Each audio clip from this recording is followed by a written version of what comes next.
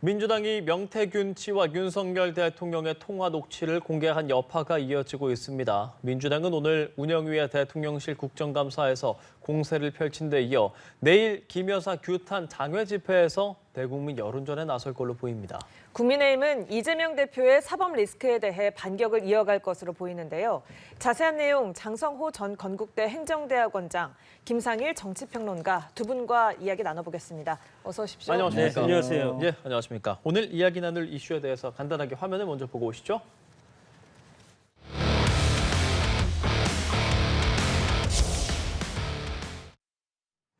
예, 아주 짧게 보여드렸는데도 국회 운영이 오늘 국정감사 현장이 어떤 분위기였는지 보이는 상황이었습니다. 아무래도 앞서 말씀드린 것처럼 어제 공개됐던 이 윤석열 대통령과 명태균 씨의 통화 녹취와 관련해서 굉장한 공방이 좀 있었는데 야당은 이게 헌정 질서를 흔드는 위중한 사안이다라는 입장을 계속 밝히고 있거든요. 어떤 생각 좀 하십니까? 민주당이 상당히 다급한 것이 아닌가 저는 그렇게 생각이 예. 듭니다. 왜냐하면 이재명 대표의 1심 선고 판결이 선거법 위반하고 이준규 혐의가 바로 판결이 지금 앞두고 있지 않습니까? 이런 상황에서 여기 보면은 윤 대통령이 불법 공천 개입이다 이렇게 불법이라고 자극적으로 이제 한다는 것은 불법이라는 것은 탄핵 빌드업을 하겠다는 겁니다. 그렇기 때문에 이 합법이고 불법이고 그것은 일단은 법조계라든가 여러 가지 법적으로 나중에 살펴봐야 되겠지만 제가 개인적으로 보기에는 불법이 아니다. 저는 뭐 그렇게 일단은 사고가 났으면 사고 난 시점이 중요한 것이지 그것이 쭉 10년, 1년, 하루 뭐 이렇게 해서 그 뒤에 이어진 것은 의미가 없다고 생각을 하기 때문에 민주당 그래서 지금 이 박찬대 원내대표가 불법으로 공천에 개입했다. 이 부분에 대해서 지금 고발장이 또 들어가 있는 상태입니다. 현재로. 그렇기 때문에 너무 급한 것이 아닌가 그렇게 생각이 듭니다. 장성호 전 원장님도 불법은 개인적으로 아닌 것 같다라고 말씀해 주신 것처럼 사실 뭐 대통령실 등등에서는 이게 법 위반 사항으로 그러니까 법적 문제는 아니다라는 이야기들을 계속 밝히고 있거든요. 평론가님은 이 사안 어떻게 보세요? 국민들이 그 얘기를 들으면요 실소를 하겠죠. 어처구니가 없어 하겠죠. 예.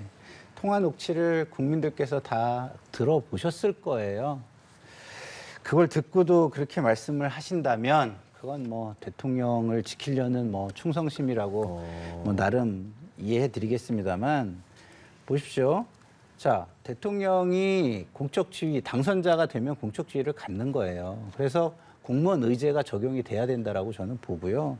만약에 이 불법 가능성이 이 상당한데 아니라고 굳이 우긴다면 이거는 사적 개입에 의해서 공천이 농단된 사건 아닙니까? 공천농단 사건인데 그러면 공천농단을 사인이 사주해가지고 누군가 했을 거 아니에요? 그럼 그 한 사람들은 다 불법을 저지른 사람들이에요. 그러면은 그런 사람들을 불법이라고 하고 본인은 빠져나가는 꼬리 자르기로 굉장히 비겁한 대통령으로 남을 거라고 저는 보고요. 떳떳하게 책임을 지시는 게 맞다 이런 생각이 저는 듭니다. 대통령실에서는 그런 간섭들에게 매몰차게 끊었다라는 입장도 쭉 내고 있는데 그런 부분은 어떻게 들으시는지요? 아니, 녹취를 들으셨잖아요. 그게 어떻게 매몰차게 끄는 겁니까? 제가 50년 중반, 50대 중반, 50년 넘게 살았는데요. 저거를 매몰차게 끊었다고 상식적으로 느낄 국민이 있을까요? 국민들은 화가 나는 거예요. 저런 게 있으면은 세세하게 설명을 해서 납득을 할 수 있게 해줘야죠. 국민들이 어떻게 하든 상관이 없고 국민이 여론이 어떻게 진행이 되든 상관이 없이 국민을 그냥 무시하면서 내 권력을 유지하고 내가 쓰겠다. 그러면은 당신들은 그렇게 하다가 지쳐서 떨어져라. 이런 태도를 갖는 게 민주주의 국가의 권력을 운영하는 사람들의 모습이란 말입니까? 그걸 국민들이 용서하겠습니까? 우리의 지난 역사가 있습니다. 국민들을 너무 우습게 보지 마십시오. 예. 제가 한 말씀 좀 드려야 되겠습니다. 너무 강하게 말씀을 하시니까 뭐 불법, 합법 그걸 떠나서 만약에 대통령이 그때는 자연인 신분이고 당선이지만 당선인도 대통령이 준한다고 지금 그런 말씀을 이제 하셨지만 그럼에도 불구하고 정당의 공천, 민주당도 마찬가지입니다. 정당의 공천은 공적 라인이 있습니다. 그러면 공관위원 11명이나 그리고 공관위원장 윤상현 의원 그리고 당 대표인 이준석 대표가 양심 선언을 하면 됩니다. 윤석열 대통령 당선인이 공천을 이렇게 하라고 지시했다 하면 되는데 지금 정치 브로커인 명태균 씨의 녹취, 그것도 명태균 씨가 직접 민주당에 제보한 것도 아니고 그것을 명태균 씨가 들으려졌는지 어떻게 했는지 모르지만 그것을 제3자가 녹음해서 이것도 또한 불법 녹음 아니겠습니까? 통신보호비밀법 위반으로 그런 것을 해석을 해서 윤석열 대통령이 공천에 개입하고 공천을 했다.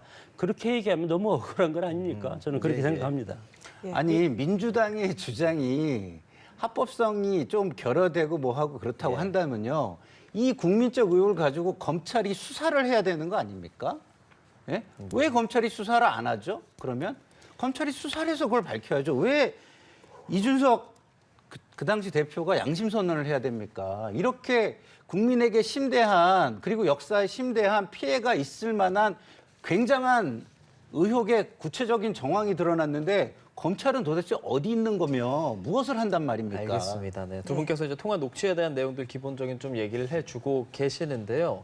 예, 관련 저희가- 이제 얘기를 좀 해주시죠. 예, 뭐 계속 이야기를 좀 이어나가야 되니까요. 다음 이야기를 좀 하자면 자, 민주당이 공개한 윤석열 대통령 명태균 씨의 통화 녹취와 관련해서 여당에서는 짜깁기 편집 의혹이 제기가 됐습니다. 그 내용 먼저 듣고서 이야기 이어나가겠습니다. 근데 앞뒤 다 잘라서 맥락도 없는 거를 틀었어요. 이게 혹시 이거를 편집하셨나요? 아니면 짜집기를 하셨나요? 전형적인 민주당식 기획 폭로이자 정치 공작이라고 생각합니다. 강명구 의원, 하는 거 아니에요? 국정감사가 저에 대한 국정감사입니까? 질문을 하는 거잖아요. 의사진행 반응을 하는 거잖아요. 제가 정부 여당입니까? 네, 강명구 의원, 박찬대 운영위원장 발언 듣고 오셨는데 일부 음성 전문가는 이 녹취 내용이 나눠져 있고 또 이 편집점을 숨기려고 배경에 잡음을 넣었다 이런 분석도 나오고 있는 상황이죠. 뭐 짜집기 편집이라고 했고 좀 전에 제가 말씀드렸지만 이 녹음이 제3자가 녹음한 겁니다. 일각의 보도에 의하면 김영선 의원 보좌관이죠. 그 기사 출신이 이것을 녹음했다. 그런 보도도 제가 본 적이 있는데 그럼에도 불구하고 국민의힘 입장에서는 이것이 뭐 여러 가지 소음이라든가 이런 걸 짜집기 한 의혹을 제기하기 때문에 마찬가지로 이것도 그러면 검찰 조사를 해야 됩니다. 뭐 그리고 명태균 씨의 이런 발언 이것도 물론 앞으로 검찰 조사를 할 수밖에 없지 않겠습니까? 그러나 검찰 조사가 뚝딱 이렇게 하는 것이 아니고 절차에 따라 지금 압수수색이 진행되고 있기 때문에 이런 것들을 다 포괄해서 공적인 어떤 검찰 조직에서 이것에 수사를 해서 국민한테 밝힐 의무는 있다고 봅니다. 예, 이렇게 여당 일각에서 나오고 있는 짜깁기 편집 의혹 어떻게 들으셨어요? 이게 바이든 날리면 2탄도 아니고 국민들이 어처구니가 없을 것 같아요. 이 짜깁기가 지금 중요합니까? 아니면 저 내용이 중요합니까? 자꾸 본질을 흐리려고 하는 시도로 보여서 굉장히 좀 안쓰럽다는 생각이 드는데요. 자, 권력의 우리나라 최고 권력을 가지신 분들이에요. 억울하면 어떻게 하시면 돼요? 밝히시면 돼요. 그 여사님 핸드폰에 다 들어있고 대통령님 핸드폰에 다 들어있지 않습니까? 그리고 검찰은 빨리 명태균 씨 핸드폰을 압수해가지고 분석을 해야죠. 이거 뭐 태우겠다는 소리 하고 어디에다 뭐 없애버리겠다는 소리 하고 증거인멸을 시사하는 얘기를 하는데도 아직도 압수수색이 안 되고 있어요. 국민들이 이거를 어떻게 이해를 하겠습니까? 저는요 지금 대통령실이 정말 대단히 착각을 하고 있다 이런 생각이 듭니다. 지금 예. 대통령께서는요 국민들의 지금 분노를 가라앉히실 정말 구체적이고 성의 있는 국민을 존중하는 모습과 구체적인 해명이 필요하다 이런 말씀을 다시 한번 간곡하게 드립니다. 이 사안에 대해서 이제 여야 모두 이제 많은 이야기들을 하고 있는데 여당 내에서 좀 뭐랄까 공식적으로 이제 특히나 대표 차원에서 내는 입장은 없더라고요. 한동훈 대표가 보통 질의응답도 막 하고 하는데 네. 어제도 그렇고 오늘도 그렇고 별다른 입장 안 내고 있어요. 그 부분은 어떻게 생각하세요? 최근에 예. 뭐 이재명 대표의 영수회담 여야 대표회담도 바로 수용했다가 지금 아직 그것이 진전이 되고 있진 이루어지지 않죠. 진전이 없지 않습니까? 예. 그런 것 때문에 지금 좀 늦춰서 이렇게 하는 것 같고 특히 명태균 씨 이 발언이 상당히 오락가락하지 않습니까? 뭐 누구라고 했다가 나중에 아니라고 했다가 지금 뭐 선산에 불태우러 갔다고 했는데 선산이 어딘지도 지금 지역에서는 모르고 그런 상황이기 때문에 명태균 씨의 이런 발언 자체가 신빙성이 없기 때문에 한동훈 대표 입장에서도 어떤 판단으로 이거에 대해서 대국민한테 얘기하면 지금 상당히 지금 이게 휘발성이 큰 사안이지 않습니까? 그런 상황이기 때문에 상당히 조심할 수밖에 없는 사안이다. 그래서 좀 더 어떻게 이제 전쟁을 하다 보면 예. 대포를 쏟아 보면은 포연이 쫙 거치면 아무것도 안 보이지 않습니까? 그런 다음에 포연이 거친 다음에 당 대표로서 무게감 있는 그런 어떤 의견을 낼 수밖에 없는 상황이라고 저는 생각이 들고 예. 한동훈 대표가 내기 전에 이미 대통령실에서 이건 아니다 그렇게 명확하게 냈습니다. 예. 그렇기 때문에 이미 대통령실에서 이거에 대한 답변을 했기 때문에 한동훈 대표 입장에서는 뭐 더 이상 할 게 없지 않습니까? 그래서 아직은 SNS에 이런 거에 대해서는 올릴 계제가 아니다 그렇게 봅니다. 뭐 한동훈 대표가 어떤 입장을 조만간 내겠습니까? 어떻게 생각하세요? 뭐 말씀을 잘 해주셨는데요. 이 해명의 어떤 설명의 최고 책임 수위를 가진 곳은 대통령이에요. 근데 보다 낮은 책임 수위를 가진 게 당이겠죠, 여권. 근데 최고의 책임 수위를 가진 곳에서 입장을 냈기 때문에 사실상 한동훈 대표 입장에서는 시간을 좀 벌은 측면이 있습니다. 그렇기 때문에 여론을 보아가면서 그리고 당무 감사를 하면서 오히려 이 상황을 주도할 수 있는 레버리지를 만들 수 있는 시간이 전 있다고 보고요. 예. 그리고 또 여론의 추이에 따라서는 이 레버리지를 가지고 주도를 하는 것만으로 해명이 불가능하다 보면은 본인이 얘기했던 변화와 쇄신의 모멘텀으로 이용할 수도 있는 상황이 올 수도 있습니다. 그렇기 때문에 지금 이미 대통령실이 입장을 낸 상황에서 대표가 굳이 빠르게 입장을 내는 것은 큰 의미가 없다고 생각할 것이고요. 예. 좀 전에 말씀하신 오락가락하는 선거 브로커 이렇게 말씀하셨는데요. 오락가락하는 선거 브로커 하나가 국가 권력, 최고 권력을 통째로 흔들고 있습니다. 이거 진짜 외신의 날 정말 창피한 일 아닙니까? 빨리 해결해 주세요. 예, 이 한동훈 대표가 이틀째 침묵을 하고 있는 가운데 통화 녹취와 관련해서 친윤계, 친한계 온도차가 감지되고 있습니다. 친윤계는 뭐 앞에서도 법률적 이야기를 잠깐 했지만 통화가 이루어진 시점이 대통령 취임 전이니까 당선인 관련 규정은 없기 때문에 법률적 문제가 없다라고 주장을 하고 있고요. 친한계는 당무 감사가 필요하다. 이렇게 여당 내에서 반응이 엇갈리고 있는 상황이죠. 뭐 대통령이라도 개인적인 의견은 낼 수 있다고 대법원 판결이 있습니다. 그리고 윤석열 그때는 당선인은 1호 당원이었고 그래서 이 명태균 씨의 녹취에 나오는 그런 내용을 떠나서 공천에서 의견을 제시할 수 있다고 봅니다. 그리고 친윤계 입장에서라든가 친윤계가 아니고 뭐 용산 대통령실의 입장, 공식 입장이죠. 이것은 당선인 신분이었기 때문에 오늘 비서실장도 그렇게 설명하지 않았습니까? 신분이었기 때문에 이것은 공무원으로서의 자격이 그때는 발동되지 않았다. 그렇기 때문에 법적으로는 하자가 없다. 이렇게 보고 만약 이게 사실이라고 한다고 하더라도 그런 의견을 가지고 있고 친한계 입장에서는 뭐 이거에 대해서 약간은 좀 다른 의견을 보일 수도 있겠지만 지금은 이 상황이 어디로 튈지 모르지 않습니까? 그렇기 때문에 상당히 입조심하는 그런 지금 모습을 보이고 있다고 봅니다. 그 약간의 다른 목소리에 대한 사실 생각이 좀 궁금한 거거든요. 조경태 의원 같은 경우는 당무감사에 착수하는 것이 올바르다고 보고 있다라는 식의 이제 인터뷰도 했는데 그 부분 뭐 가능성이 당무감사야 당에서 할 수 있는 최고 수준의 감사이기 때문에 예. 당무감사 뭐 해도 그러면 그때 당시에 공관위원 11명 그리고 윤상현 공관위원장 그리고 이준석 대표 그리고 당시 최고위원 이렇게 해서 조사를 해야 되는데 2022년이죠. 2022년이면 그때 당시에 공천 자료가 지금 남아 있을지 그건 모르겠습니다. 남아 있고 채점 자료가 남아 있어도 채점 자료에는 저는 하자가 없다고 봅니다. 왜냐하면 그때 당시에 전략 공천을 한다 이런 결정이 최고위에서 있었고 그래서 이것은 전략 공천이기 때문에 그리고 그 지역의 후보가 김영선 전 의원 사선이고 그리고 김종량 현 의원입니다. 두 분이 경쟁을 했기 때문에 이때 당시에 전국적으로 그리고 국민의힘 입장에서는 여성 후보자가 필요하다 이런 어떤 취지적 공감이 있었기 때문에 뭐 크게 당무감사를 한다고 하더라도 나올 수 있는 것이 있을까? 저는 없다고 봅니다. 예, 평론가께서는 친윤계, 친한계 각각의 반응 어떻게 보셨어요? 친윤계 친한계 반응은 저는 아까 설명을 드린 것처럼 너무 당연하다고 봐요. 친한계는 지금 현재의 보수를 되살리려면 변화와 쇄신이 필요하다고 생각을 하는 겁니다. 우리가 지금 나오는 여론조사들을 보면은 거기에 다 드러나 있지 않습니까? 보수의 성지에서 지지율이 무너져 버렸습니다. 보수의 성지에서 김 여사를 더 이상 못 봐주겠다고 지금 이야기를 하고 있는 겁니다.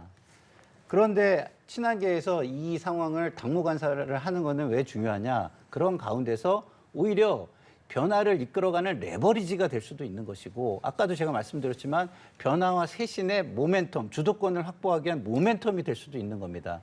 그런 어떤 여론의 향방에 따라서 준비를 하는 것은 저는 굉장히 중요하다. 지금 TK 지역만 봐도 그것을 굉장히 요구하고 있다는 것을 있겠지만 지금은 이 상황이 어디로 튈지 모르지 않습니까? 그렇기 때문에 상당히 입조심하는 그런 지금 모습을 보이고 있다고 봅니다. 그 약간의 다른 목소리에 대한 사실 생각이 좀 궁금한 거거든요. 조경태 의원 같은 경우는 당무감사에 착수하는 것이 올바르다고 보고 있다라는 식의 이제 인터뷰도 했는데 그 부분 뭐 가능성이 당무감사야 있겠습니까? 당에서 할 수 있는 최고 수준의 감사이기 때문에 예. 당무감사 뭐 해도 그러면 그때 당시에 공관위원 11명 그리고 윤상현 공관위원장 그리고 이준석 대표 그리고 당시 최고위원 이렇게 해서 조사를 해야 되는데 2022년이죠. 2022년이면 그때 당시에 공천 자료가 지금 남아 있을지 그건 모르겠습니다. 남아 있고 채점 자료가 남아 있어도 채점 자료에는 저는 하자가 없다고 봅니다. 왜냐하면 그때 당시에 전략 공천을 한다 이런 결정이 최고위에서 있었고 그래서 이것은 전략 공천이기 때문에 그리고 그 지역의 후보가 김영선 전 의원 사선이고 그리고 김종량 현 의원입니다. 두 분이 경쟁을 했기 때문에 이때 당시에 전국적으로 그리고 국민의 입장에서는 여성 후보자가 필요하다 이런 어떤 취지적 공감이 있었기 때문에 뭐 크게 당무감사를 한다고 하더라도 나올 수 있는 것이 있을까? 저는 없다고 봅니다. 예, 평론가께서는 친윤계, 친한계 각각의 반응 어떻게 보셨어요? 친윤계 친한계 반응은 저는 아까 설명을 드린 것처럼 너무 당연하다고 봐요. 친한계는 지금 현재의 보수를 되살리려면 변화와 쇄신이 필요하다고 생각을 하는 겁니다. 우리가 지금 나오는 여론조사들을 보면은 거기에 다 드러나 있지 않습니까? 보수의 성지에서 지지율이 무너져 버렸습니다. 보수의 성지에서 김 여사를 더 이상 못 봐주겠다고 지금 이야기를 하고 있는 겁니다. 그런데 친한계에서 이 상황을 당무간사를 하는 것은 왜 중요하냐? 그런 가운데서 오히려 변화를 이끌어가는 레버리지가 될 수도 있는 것이고, 아까도 제가 말씀드렸지만 변화와 쇄신의 모멘텀, 주도권을 확보하기 위한 모멘텀이 될 수도 있는 겁니다. 그런 어떤 여론의 향방에 따라서 준비를 하는 것은 저는 굉장히 중요하다. 지금 TK 지역만 봐도 그것을 굉장히 요구하고 있다는 것을 정치인이라면 조금이라도 감이 있는 사람이라면 느낄 거라고 저는 생각합니다. 예, 오늘 운영위 국감에서 눈에 띄었던 것 말씀에 지금 이야기 나누고 있는 이 통화 녹음 말고도 사실 동행명령장 발부에 대한 부분도 굉장히 좀 언론에서도 주목을 했었고 7명에 대해서 동행명령장이 발부가 됐는데 뭐 직접적으로 일단 전달은 못했지만 지난달에 이어서 이게 두 번째란 말이죠. 이 상황 전반적으로 좀 어떤 생각하십니까?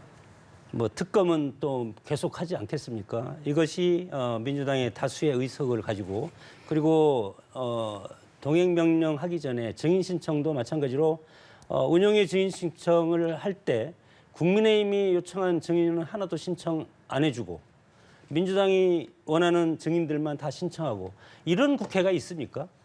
이런 국회는 저는 해산돼야 된다고 봅니다. 어떻게 제1당인 여당의 증인 신청은 하나도 안 받아주고 표결을 하기 때문에 그리고 물론 108석이지만 180석이죠 민주당이 본인들 민주당이 원하고 그리고 그 여러 가지 탄핵 빌드업을 하기 좋은 대통령 부인 가장 약한 고리 망신 주기 이렇게 해서 탄핵 빌드업을 할 수 있는 이런 증인들은 민주당이 다수결로 다 통과되고 국민의힘은 한 명도 증인 채택을 못하게 하고 이런 국회는 저는 존재할 가치가 없다고 봅니다. 예, 어떤 말씀하고 싶으십니까? 편파적 증인 채택은 저도 동의하지 않습니다. 민주당이 본인들이 잘못된 것을 비판하기 위해서 더 명분을 가지려면요. 모든 것을 공정하게 하는 모습을 국민에게 보여줘야 돼요. 자, 제가 여론조사 언급을 드렸잖아요. 예. 금요일 날 나온 갤럽 여론조사인데 거기 보시면 알겠지만 기본적으로 두 정당의 지지율이 바뀌지 않았습니다. 대통령과 여사에 대한 부분만 바뀌어 있는 겁니다. 왜 그럴까요? 그리고 심지어 중도층이 아직도 관망을 하고 있습니다. 왜 그럴까요? 중도층이 민주당으로 지지를 할 수 있어야 되는 상황인데 그러지 않습니다. 왜 그럴까요? 그 대의와 명분에 있어서 민주당이 공정한 모습을 보여주지 않기 때문에 권력을 가졌을 때 저들 또한 똑같지 않을까라는 의심을 중도층이 하고 있다고 봐야 되지 않을까요? 그런 측면에서 저는 민주당에 속한 사람으로서 우리 당이 이렇게 하지 않았으면 저는 좋겠고요. 동행 명령장 발부할 수 있습니다. 그런데 절차대로 하는 모습을 굉장히 차분하고 드라이하게 해야죠. 그래야 국민들이 그걸 보고 아, 저 정당이 제대로 하는구나 이렇게 할 텐데 국회의원 몇 명이 얼굴 보이려고 가서 쇼를 합니다. 그거 보고 싶겠습니까? 저는 다음부터는 동행 명령장에 현역 의원들은 제발 좀 따라가지 않으셨으면 좋겠습니다. 예, 민주당은 오늘 대통령실 국정감사에서 공세를 펼친 데 이어서 내일은 김건희 여사를 겨냥한 대규모 장외 집회를 열고 압박에 나설 텐데 내일 집회 그리고 그 이후 상황 어떻게 전망하십니까? 제가 말씀드렸잖아요. 지금 국민들이 굉장히 분노를 하고 있어요. 지금 언제 이 항쟁 수준에 도달할지 모른다라는 저는 아주 위기감을 가지고 있습니다. 자, 정권이 잘 못 되는 게 마냥 좋습니까? 그게 민생과 국민에게 피해로 고스란히 돌아가는데 저 그런 거 바라지 않습니다. 좋은 경쟁을 통해서 양 당이 국민에게 좀 더 잘하는 모습으로 경쟁해가지고 선택받기를 원합니다. 자, 이제 용산은요. 그런 중도층, 관망하는 중도층 국민이 행동에 나서기 전에 그분들을 존중하는 모습으로 성의 있게 설명을 하고 해명을 하고 공감을 얻어내셔야 됩니다. 그렇지 않으면요. 이게 불법이 아니니까 아무렇지도 않다고요? 통치가 불가능해질 텐데요. 지금 정치가 불가능해질 텐데요.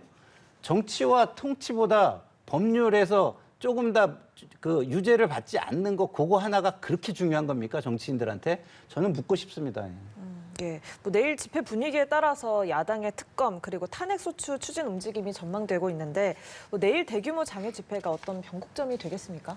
과거의 촛불 시위 그것을 연상하면서 결국은 뭐 아까도 제가 말씀드렸지만 이재명 방탄을 위한 탄핵 빌드업 과정이라고 생각이 듭니다.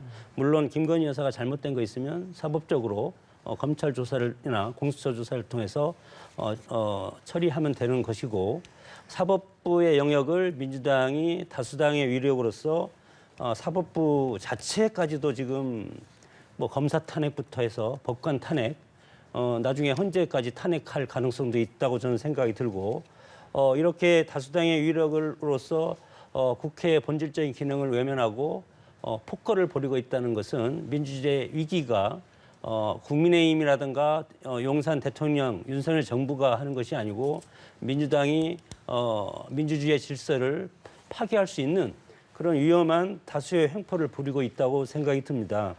그렇기 때문에 뭐 내일 장외 집회 좋습니다. 그리고 조국 신당에서는 벌써 탄핵 얘기도 이것은 뭐 작년부터 나오는 것 아니겠습니까? 올 연말 이재명 대표 1심 판결과 맞춰서 탄핵의 노림수 빌드업을 계속 해왔기 때문에 이것은 당연한 수순이고 그렇기 때문에 오늘 국회 운영에서 불법 공천 개입이라고 박찬대 원내대표가 얘기한 것도 상당히 다급한 모습입니다. 민주당이. 이렇게 다급하고 그런 것도 마찬가지로 지금 민주당은 이재명 대표의 일극체제 아니겠습니까? 세계의 정당 어디를 봐더라도 단 대표 한 명이 모든 걸 좌지우지할 수 있는 일사불란하게 할 수 있는 민주당에서 국회의원이 이재명 대표 사법 처리 그리고 이 선거법 위반이라든가 위증구 사임이 이런 거에 대해서 잘못했다고 비판하는 사람이 있습니까? 없지 않습니까? 그렇기 때문에 다양성이 실종된 그런 정당이고 그런 분이 뭐 민주당 우리 국민의힘 그리고 용산 윤석열 대통령이 아무리 잘못했다 하더라도 일단은 사법적인 절차를 지켜보고 장애로 나가는 것이 좋지. 지금이 촛불 시위 때처럼 그런 상황은 아니라고 생각이 듭니다. 이재명 대표의 사법 리스크를 일종의 피하기 위한 탄핵 빌드업이다라는 말씀을 계속 해주고 계시단 말이죠. 뭐 다들 알지만 지금 이제 11월 됐고 15일, 25일 1심 선고가 있지 않습니까? 어떤 시각으로 좀 보고 계시는지요? 일단 뭐 앵커님이 저를 많이 봐오셨으니까 민주당에서 이재명 대표 비판하는 사람 바로 여기 앉아 있고요. 예, 잘못한 거 지적하는 사람 바로 여기 앉아 있습니다. 예. 자, 이재명 대표를 자꾸 얘기하는 게 맞나요? 지금 대통령과 여사 문제에 대해서 국민들이 의혹을 가지고 있는데 그걸 밝히지 않기 위해서 이재명 대표 얘기를 자꾸 하는 게 맞나요? 예? 전 맞지 않다고 봅니다. 이재명 대표 사법 리스크, 사법 절차에 들어가 있어요. 들어가 있지 않습니까? 법관들을 못 믿으십니까? 예? 아니, 믿으셔야죠. 일단 기본적으로 그게 제도인데. 그리고 저도 법관들이 내린 결론이 나오면 저는 거기에 존중을 하고 mission당에서 반발이 있어도 저는 오히려 그걸 존중해야 된다고 여기 나와서 또 얘기할 겁니다. 예. 예? 근데 그거와 이거는 별개예요. 별개. 별개의 문제를 섞어놓고 둘 다 해결을 안 하는 게 제일 불행한 겁니다. 국민에게는 그것을 적대적 공생이라고 지금 우리가 얘기하고 있어요. 적대적 공생으로 두 거악이 살아있는 게 국민에게는 제일 불행한 거 아니겠습니까? 둘 다 악이 있다면 국민을 위해서 처리해 주십시오. 부탁드립니다. 그러면 별개인 입장으로 봤을 때 1심 선고를 어떻게 좀 보고 계세요, 그러면? 1심 선고는 지금 뭐 여러 가지 의견이 예. 있어요. 여러 가지 의견이 있어서 뭐 공선법과 관련해서는 그게 그렇게 크지 않기 때문에 그렇게 큰 그 양형 내지는 유죄가 나오지 않을 수도 있다라는 의견이 법조계에도 상당히 있는 것 같고요. 위증교사죄와 관련해가지고는 그래도 유죄 가능성이 상당히 있다라는 의견들이 많다고 저는 듣고 있어요. 그래서 제가 뭐 법 전문가도 아니고 그리고 법을 넘어서는 정치라는 것도 있을 수 있지 않기 때문에 거기에 뭐 저의 뭐 의견을 보태는 건 맞지 않다고 생각합니다. 이런 상황에서 국민의힘은 재판 생중계 요청서를 법원에 제출하는 것으로 보입니다. 좀 어떻게 배경을 봐야 될까요? 이제 국민의 입장에서는 지금 상당히 이제 수세 국민에 있는 건 사실 아니겠습니까? 지난 총선도 물론 저도 총선에 나갔지만 참패했고 수도권에서도 참패했습니다.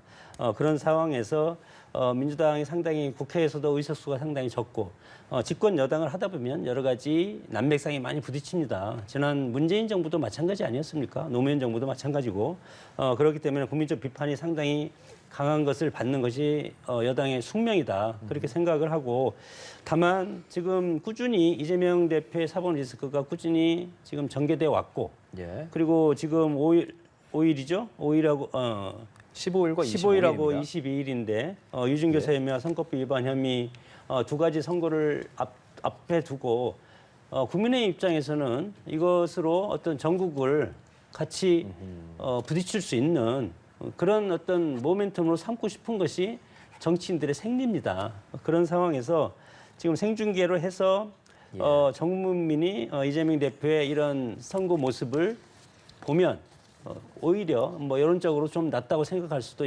있는데 그것은 법원에서 판단할 일이라고 생각이 듭니다. 짧게 여쭤볼게요. 네. 생중계 요청 어떻게 보십니까? 뭐 그건 뭐 정치적 목적이 있어서 하는 거니까 그거는 뭐 법원에서 어떻게 하는 것이 나을지 과거의 전례에 비추어 그리고 앞으로의 법원의 운영에 비추어 결정한 일이라고 저는 생각을 하는데요. 이 생중계 해도 큰 영향은 없을 겁니다. 왜냐하면 지금 국민에게 가장 직접적인 영향을 미치는 권력은 현 정권이에요. 윤석열 정권입니다. 그 문제가 해결되지 않고 있는 상황에서 이재명 대표를 아무리 강조해봐야 그거는요. 두 번째 관심사예요. 앞에 있는 걸 해결해야 두 번째가 보이는 겁니다. 제가 볼 때는 김 여사와 지금 여권의 문제가 해결되지 않은 상황에서는 제가 볼 때는 국민들께서는 이재명 대표의 문제가 있다고 하더라도 첫 번째 문제를 먼저 해결하고 보겠다라는 마음이 더 크실 거라고 봅니다. 예, 알겠습니다. 지금까지 장성호 전 건국대 행정대학원장, 김상일 정치평론가 두 분과 함께 이야기 나눠봤습니다. 고맙습니다. 고맙습니다. 네. 감사합니다.